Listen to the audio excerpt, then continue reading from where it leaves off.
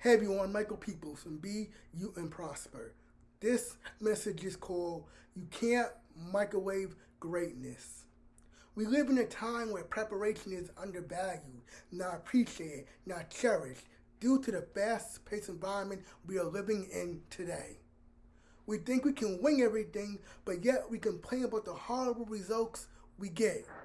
Anything worth having doesn't happen overnight. There's a season for preparation. There's power within it. The one thing that never goes out of style is quality, and that comes from being prepared. You can't microwave greatness. The greats aren't the greats simply because they're gifted, but because they prepare themselves prior so they can shine when it's time to. Thank you for watching. Preach this message. Once again, this is Michael Peoples, the founder of Be You and Prosper. Thank you again. Until next time.